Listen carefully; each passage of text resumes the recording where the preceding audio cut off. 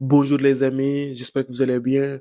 Le Sénégal va lancer les diaspora bonnes pour financer son développement économique et social.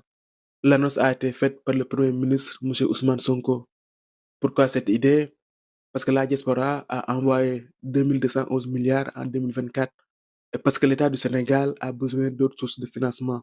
Dernièrement, la note du Sénégal a pris un coup avec l'histoire des dettes cachées.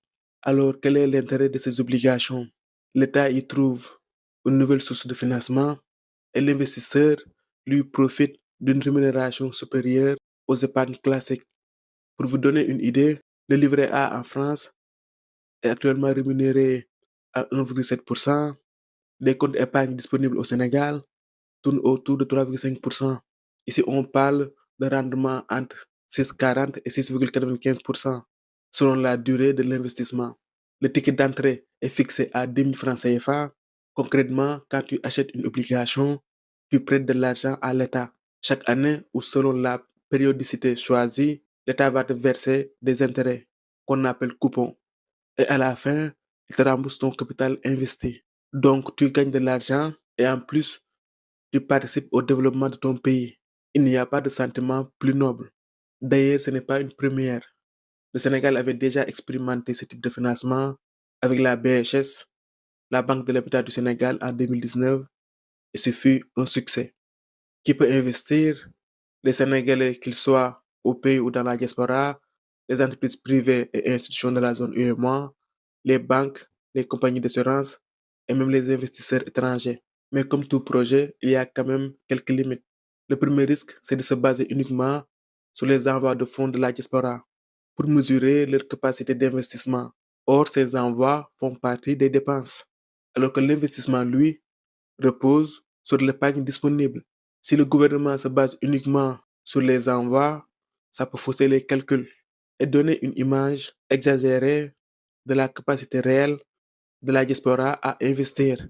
À mon humble avis, il aurait fallu regarder l'épargne disponible dans leur compte bancaire et sur cette base-là, proposer des rendements attractifs.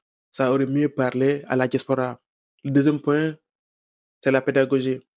Dans la diaspora, comme dans toute société, on n'a pas tous le même niveau d'éducation financière. Donc, pour une prochaine fois, il faudrait faire plus de communication, expliquer le mécanisme, les risques et les avantages. C'est comme ça qu'on pourra toucher plus de monde. Le dernier point, c'est la dimension religieuse. La majorité de la population sénégalaise est musulmane et beaucoup considèrent les intérêts comme du riba, donc interdit. Ça peut freiner une partie des investisseurs. La solution, c'est de proposer des produits compatibles avec la finance islamique. Le Sénégal a déjà émis des soukouk. Avec ce type de produit, l'investisseur ne touche pas des intérêts, mais partage les bénéfices d'un actif réel. Prenons un exemple simple. Si l'État veut construire un aéroport, il peut lancer des soukouk. L'investisseur sera rémunéré sur les revenus générés par l'exploitation de cet aéroport. Voilà ma contribution sur les diaspora bonnes. Et vous, qu'en pensez-vous? Êtes-vous prêt à investir pour votre pays? J'attends vos réactions en commentaire. J'ai hâte de vous lire. Voilà les amis, c'était tout pour cette vidéo. On se retrouve à très bientôt. Au micro, c'était DevRect pour vous servir.